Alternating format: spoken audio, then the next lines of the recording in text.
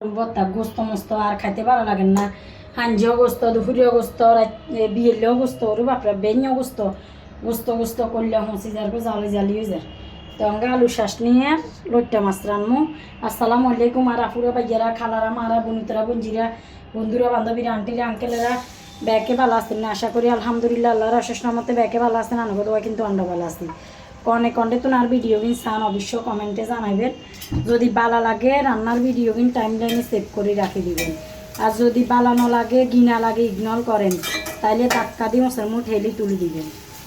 ওল্ডের গুঁই, জালের গুঁই, মশলার গুঁই ব্যাগেন দিয়ে রে পেঁয়াজ এগেন কষাই লইয়ে সুন্দর করে লইট্টা মশলাগুলি কষানি হয়ে গেছে। মাশাল্লাহ তেল বাসি উপরে চলিয়ে এলে বুঝবেন যে মানে মশলা কষানি হয়ে গেছে।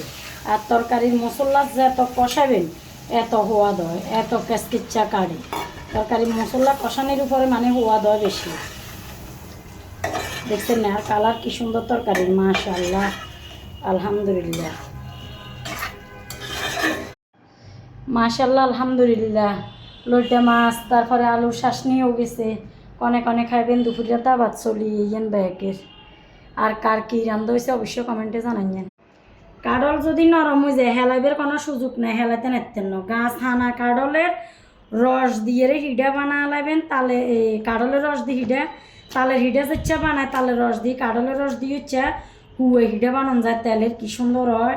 আনের ঘরে বানাবের সময় দেখামু। দেখছেন না মাশাল্লাহ রসেরে চালি লইয়ে ইচ্ছা করি চালি লইয়ে লাইবেন। তো এগুন দিয়ে হিডা বানাইলে বহুত সোয়াদ হয়। আর হইয়ে এত কাম জানবের হরে এত বুদ্ধি জানবের হরে তো কব বেহারে না, কাম জানি না, খরচ জানি না, চান ইচ্ছা বুদ্ধি কার কার আছে। আর হইয়ে তো এখন হেলাই দের কল একজন এখন হেলাই দেওয়া হাঁকি গেছে বেশি। এখন না আম্মা এখন হেলান যাইতো না, এখন দি একখান জিনিস বানামু কয় কিয়া বানাইবা আঁকো হিডা কত তোমার এত হারান হয়েছে নি বাবু রে। আঁকো দেখবেন হারান হয়েছে না নয়সে যা দেয়া দিব। তো অঙ্গ অবশেষে আনার করে হিডা বানাইতে দেখামু। সালে টালিলো রসেতে আটা দিয়ে লাগিয়ে বিসমিল্লাহির রহমানির রহিম মাটি 1-1.5 ঘন্টা থুই রাখবো। তারপরে এবার বানামো বিয়েল্লা। কাঠল এমন মিষ্টি বাবুরে বাবু, চিনি দম জান না অল্প দূরে চিনি দি রে বেশি হয়ে গেছে চাই তার চিনি দি মাখিয়ে লাগিয়ে রাখেন থুই রাখবো 1 ঘন্টা হচ্ছে। কাঠলের রসের হিডা বানা লাগিয়ে 2-3 ঘন্টা মাখি রাখি দিছিলাম। বিসমিল্লাহির রহমানির রহিম।